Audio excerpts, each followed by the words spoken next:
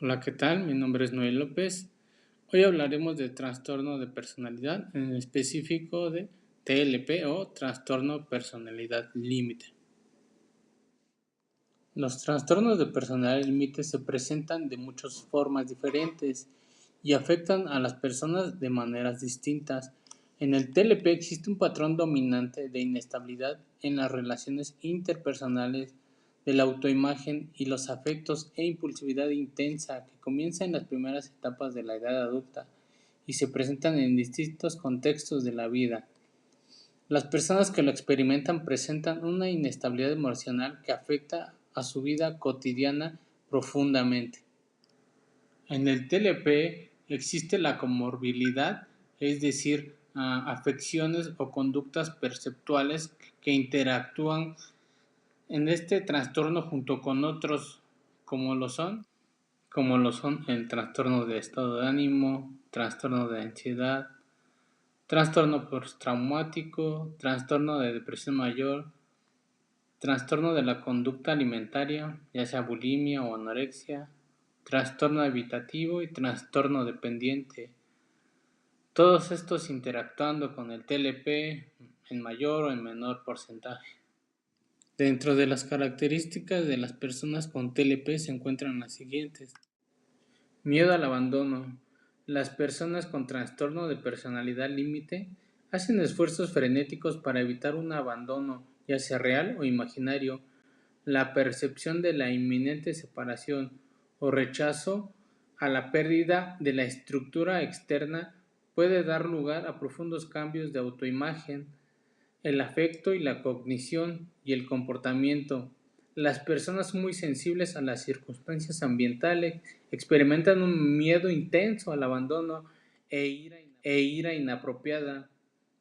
Cambios inevitables en los planes, por ejemplo, una reacción o pánico cuando alguien importante para ellos llega con minutos de retraso o deben cancelar una cita, pueden creer que están en un estado de abandono, implica que son malos.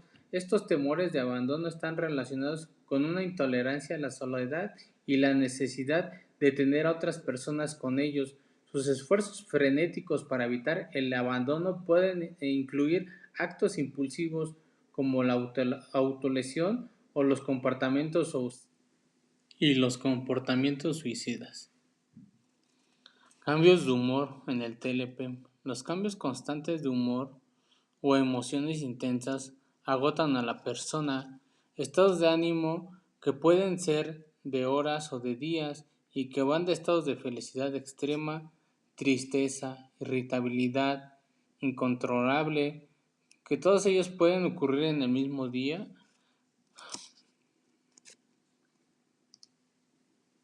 Se desencadenan con bastante facilidad por la extrema sensibilidad en personas con TLP.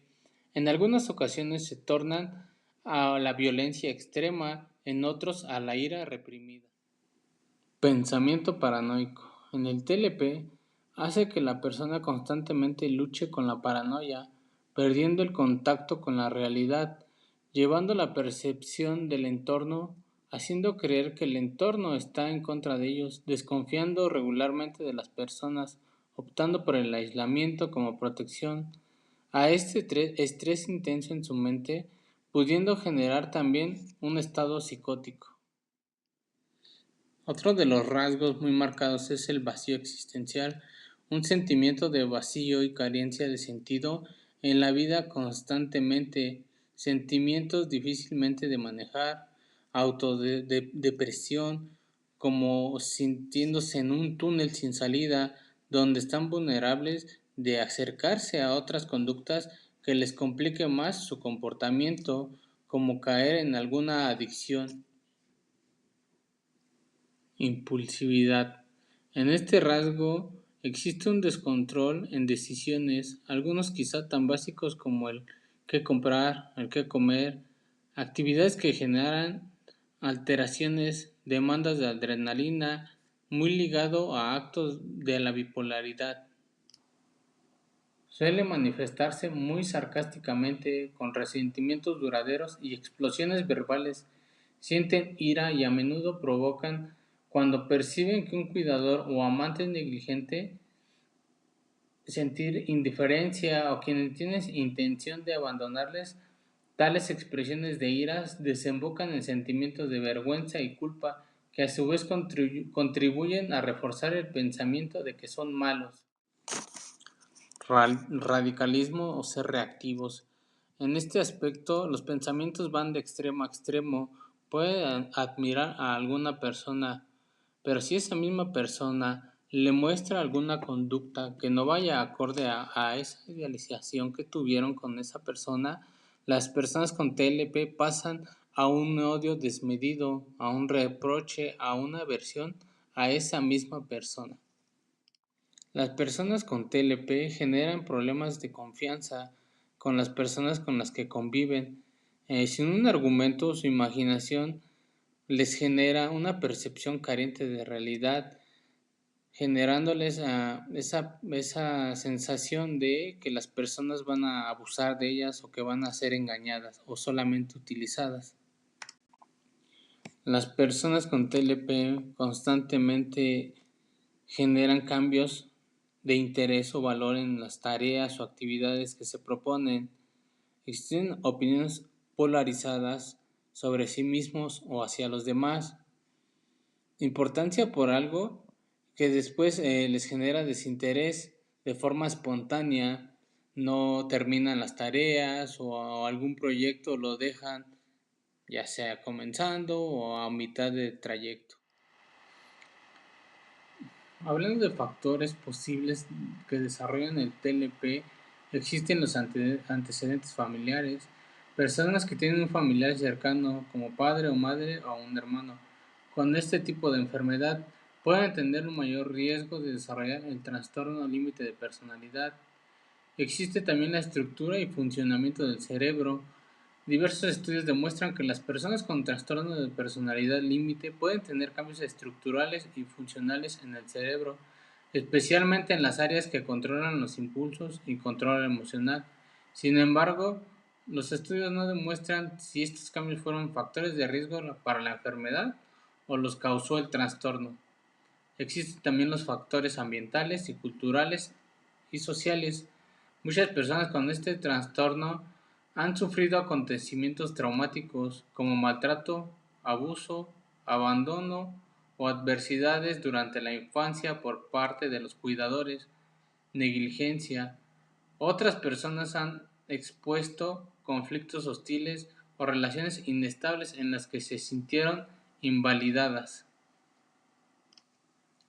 ¿Cómo se puede diagnosticar el trastorno límite de personalidad? Pues se enfoca precisamente a un profesional de la salud mental debidamente acreditado y con experiencia en el diagnóstico y el tratamiento de trastornos mentales, como un psiquiatra o un psicólogo clínico. Puede diagnosticar el trastorno límite de personalidad basándose en entrevistas muy exhaustivas, conforme a exámenes también psicométricos, charlas sobre los síntomas, un examen médico completo y exhaustivo para descartar algunas otras posibilidades y síntomas. Por lo general se comienza a diagnosticar en la adolescencia tardía o en la adultez temprana. Para la terapia o tratamiento del TLP, ya que es una enfermedad muy compleja y estigmatizada socialmente, es importante acudir a terapias y herramientas que brinden un mejor entendimiento de dicha conducta, ya que es bastante compleja, donde influyen muchos factores.